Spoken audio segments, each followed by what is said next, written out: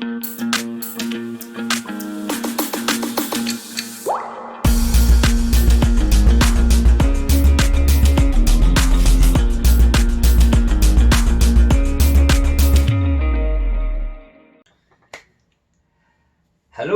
welcome to GMA Talk, your most awesome, your most favorite, your most wonderful talk show right here on YouTube platform and all your favorite social media platform. So first of all, I want to give my biggest and greatest gratitude to everybody who has subscribed. Thank you very much. I appreciate you so much. And if you have not subscribed, please subscribe. I'm begging you, please subscribe. And also just thank you very much for always watching, for always liking, and for always sharing. Please do share. Please share with your friends, share with your family, share with your homies, share with your cats, and share with your dogs. And just thank you for the support and love. I'm getting really great comments in terms of messages, and really, for me, really, this GMA talk, it's a calling, it's a passion, it's an advocacy, educating people about refugees issue around the world, and not just informing them, but also how can people be called to action and support refugees around the world. So there is big things in store coming right here on GMA Talk. So be sure to subscribe. Please subscribe. Stay tuned and share this channel and this video.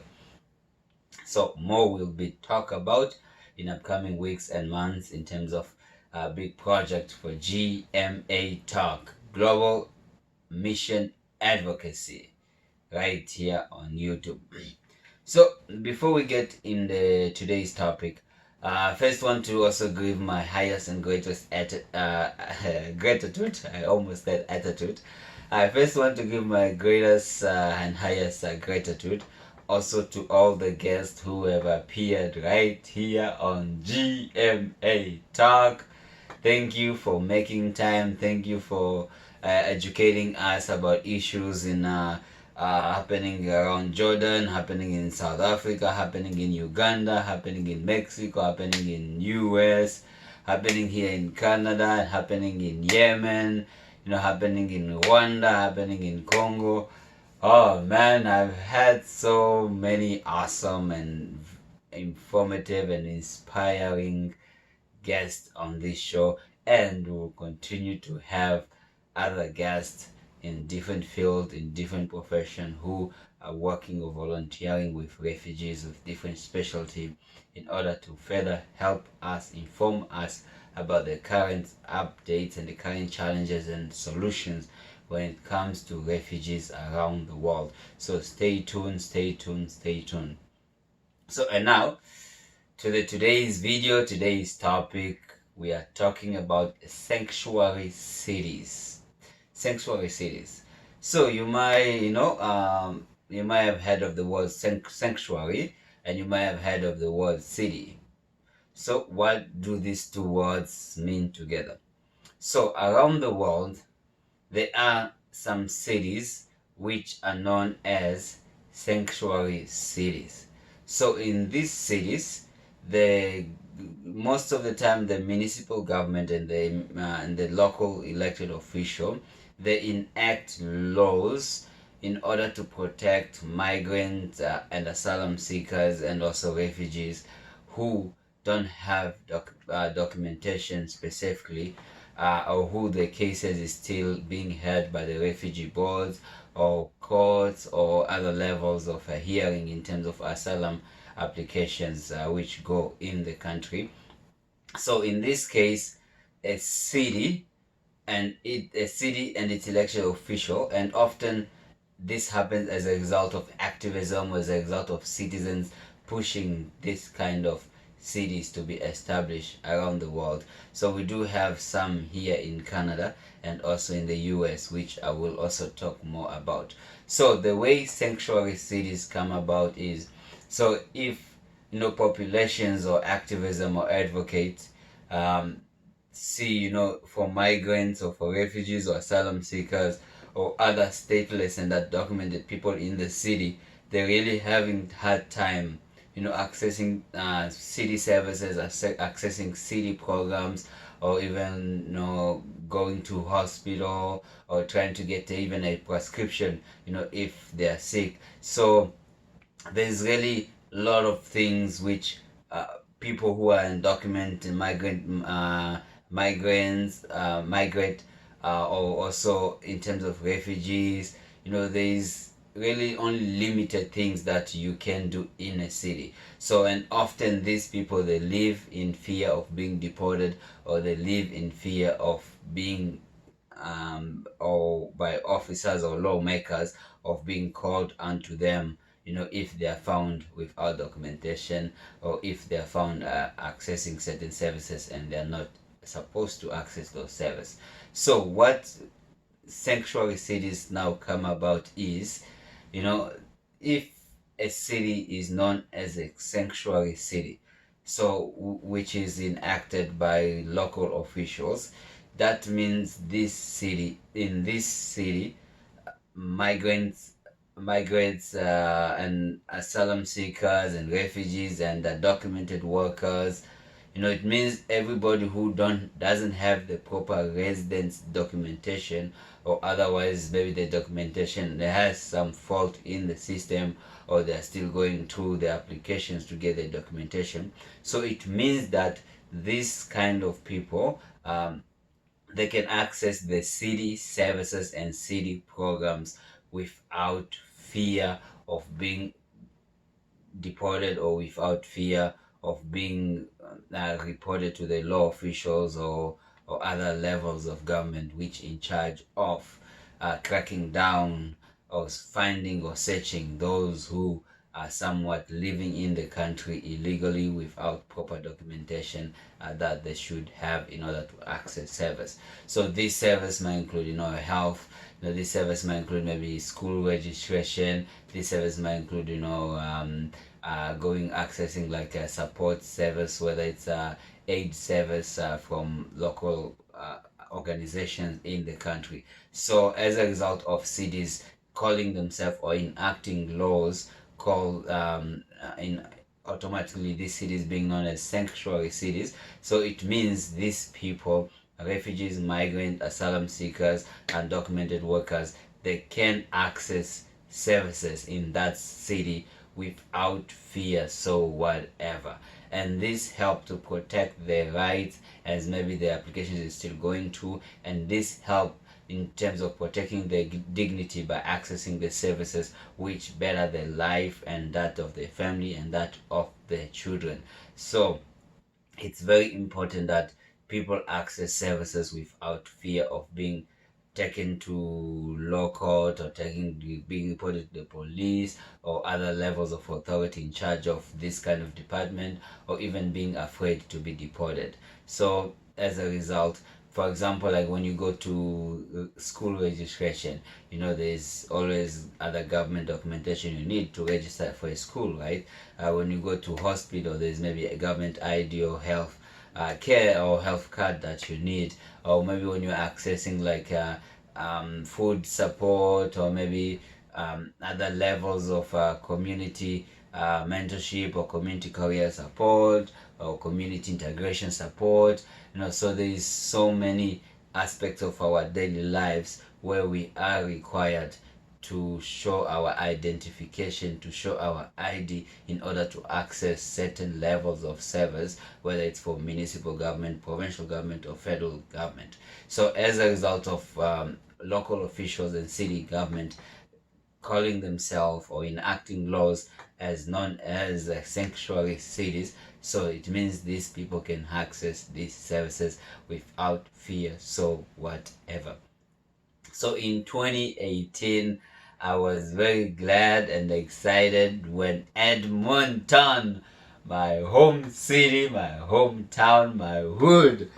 Edmonton in 2018 became a sanctuary city here in Canada in the province of Alberta.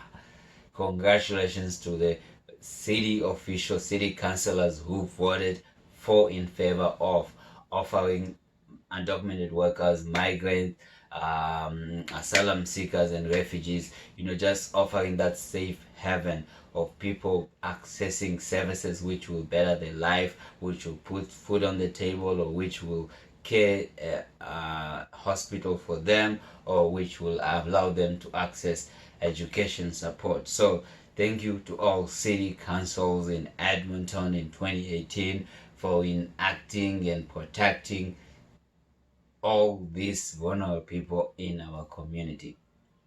So, and also here in Canada, other sanctuary cities, we have Montreal, we have Vancouver, we have London, we have Saskatchewan, we have Toronto, we have Ottawa, we have Calgary, we have Winnipeg. And so if you live in Canada, or if you're a Canadian or a resident of Canada, and you want to learn more about sanctuary cities, for sure, or you want to advocate on your community or in your city for your local officials to enact laws that will protect migrants, laws that will protect undocumented workers, laws that will protect asylum seekers and refugees alike, please, please, please reach out to your city council, city official, and really present them with some options and some just petitions or some just support from general population in the community, activists, advocates, citizens, well-wishers, in terms of let's establish safe places of where everybody can feel belonging, because challenges happen in life. So if you found somebody in your community or in your country who is undocumented, who is migrant workers, or who is a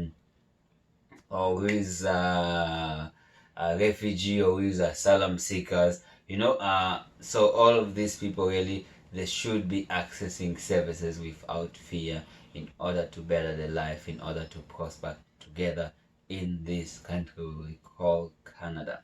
So, and also in our neighboring here in our neighboring just across the border in US, for the sanctuary cities, which has been very hot topic, especially with the current US administration.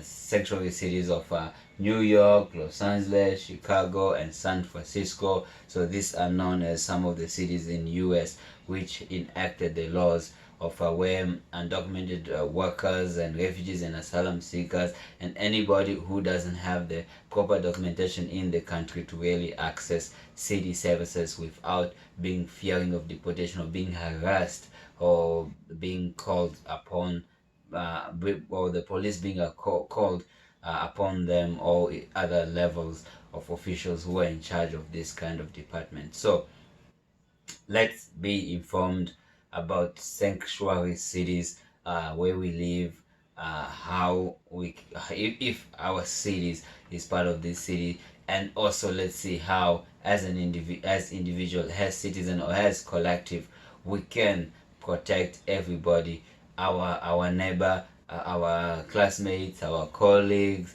our friends. These are all human beings who, at the end of the day, we all want really, to make a living. We all want to belong, and we all want to be supported accordingly to strive and reach to our full potential. So thank you very much to all cities in Canada and around the world who identify themselves as sanctuary cities to protect these vulnerable people against deportation, against harassment, against services being denied for them, in order, to feed the family, to go to school, and to better their lives. So today, yep, we'll stop here today in terms of sanctuary cities. Love, peace, and unity. Please be informed about these issues. Please look at be informed in your community how undocumented workers or asylum seekers or refugees, how they are being treated, and also see how you as an individual, as a well-wisher, as a supporter, you can be able to support these vulnerable people around us. You know, we are here for each other, we are here to support each other, no matter the situation, no matter the circumstance around us. You know, opportunity. You know, people cross borders in the night. People fly in the to different countries. You know, people really go through hardships. You know, flee for their lives. You know, whether it's political, whether it's social, whether it's climate change nowadays. You know, whether it's persecution. You know, there is a reason why people flee their countries, and let's be educated about these reasons, and instead of putting judgment on people, instead of saying you don't belong, you belong elsewhere, instead of saying that, see how you can support people in your neighborhood, in your community, in your province, in your country. So GMA Talk right here will continue to inform, will continue to call to action, and also educate about various ways of how you can support refugees and migrants around the world. So thank you very much for watching. Again, please subscribe, please, and stay tuned. Next week, right here on GMA Talk, we'll have a special guest. You don't want to miss this. Thank you very much from the bottom of my heart for always watching, for always liking, and just for always sharing. Thank you very much, and see you next time right here on GMA Talk.